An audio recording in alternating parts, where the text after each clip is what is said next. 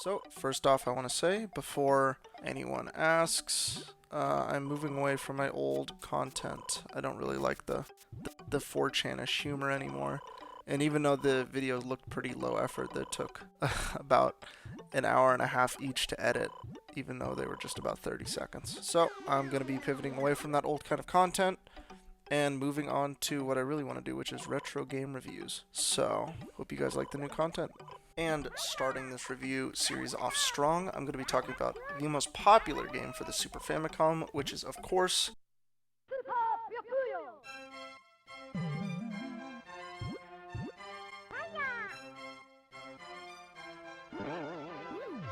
Alright, so first off everyone, I'll be discussing the gameplay. So, when you start off the game, you can click the first option and go into a sort of story mode. In this story mode, you have a difficulty ladder where you can choose easy, medium, and hard.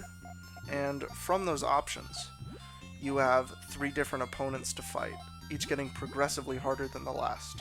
So one thing I really want to bring up with this is that they are inconsistent. And I mean the hardest enemy in the easy mode is significantly harder than the ones who came before it, and also the first 2 enemies of the medium ladder. So it's very hit or miss on how difficult the enemies can be, and the enemies on hard are extremely difficult, which is very annoying. So going on to strategies, I kind of developed this little strategy based off the hard mode, which is where you line up the blocks on the side, and it's pretty easy to get combos this way, considering that you don't actually need a straight formation of the blobs, I'm going to call them, to actually combo. They just need to connect either vertically or horizontally in order for them to connect and count for a match, and a match consists of 4 blobs. Next, I'm going to be talking about combos, because the more you combo moves, the more these black blobs come down. These black blobs cannot be matched with anything. They're kind of like rocks in any other of these puzzle matching games. And that leads into one of my biggest problems with the game, is that the AI can combo you out of nowhere. And these black blobs are unavoidable, and I will show a clip right here of me getting absolutely comboed to oblivion.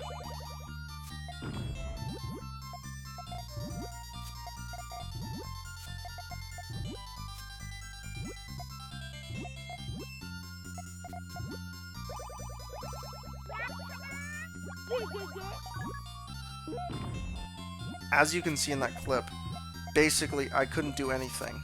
And even though I had a chance before, it basically game overed me as soon as that happened. And you may say this doesn't happen a lot. Well, it actually happens very, very often. So you really need to keep up with your enemy. If you're not absolutely dominating your enemy, you will be losing very soon. The biggest thing with these combos is that the more combos you get, the more black blobs you put on the other player's side. The thing is, these black blobs are not forever and can be easily removed by matching next to them. While I was playing this game, I noticed something kind of interesting. This seems like a game that would be very popular with the, should I say, the boomer community, because of how simplistic it is. It really is such an easy game to get into and feel like you're progressing. And in the time I played this game, I felt so much progression from literally feeling like a complete idiot to feeling like a master, and then moving on to the next enemy and feeling like a complete idiot again until the mastery comes along. It kind of is a very addicting gameplay loop, and I was playing for a while, even with the previous combos that I mentioned. Last little bit I'm going to talk about in gameplay is the controls. They are iffy, to say the least. And the one biggest problem I had is that the controls feel very unresponsive when moving left to right, to the point where sometimes it can feel like a suggestion instead of a command. And it feels kind of slippery, like you're playing an ice level in Mario, except this really does not help your feeling of playing when you're playing a game such as this. It's kind of like playing Tetris, except every command is sort of like a non-command. Now moving on to graphics. The graphics are low quality, especially for a late Super Famicom game. Just the quality of the sprites are just like poor in this game. Next, on to characters. Real quick, I'm just going to show you what happens before you fight each one of the characters on the ladder tree. That kind of give you their little story, and each one of them has a decent personality. I went through all of them, and I do like this little inclusion. It really does help the I don't want to say the immersion, but the fun factor. These are not only the characters are your enemies, but also the blobs. Each one of the blobs has their own little personality. The one that really sticks out to me after playing this game, of course, are the yellow blobs. I just remember their little glasses. It's very cute. And as you match blobs next to each other, they'll kind of stretch out and contort, which is very interesting. I wouldn't expect a game like this to have that, especially since during the gameplay loop, you barely notice. And last thing, moving back to the characters, is when you're winning or when you're losing, they'll make different faces, which I didn't even notice for a significant portion of the time playing the game. But it is very interesting to watch back on the video and watch the little characters start crying or like start flaunting, basically, based off of how you do. And it's very interesting. So next off, we got music.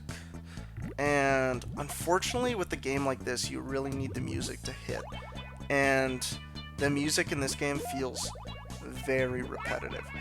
I didn't notice much as far as different songs were concerned, and I'm pretty sure it is the same song throughout, except for one different song, which I'm about to mention. Basically, that different song is when you are losing, it will start playing this very intense music, which will stress you out on top of, you know, being on the losing side.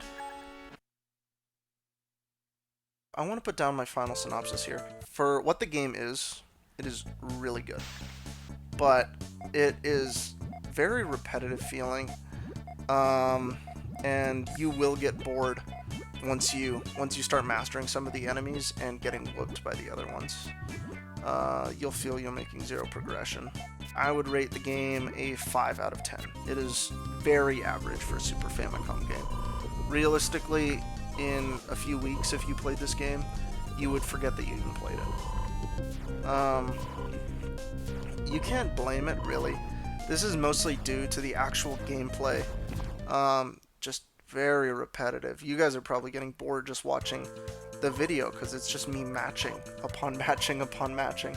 I'd probably play it a decent amount, but when I have so many options on the Super Famicom or just any of my consoles, I feel like playing Super Puyo is kind of just a waste, to be perfectly honest.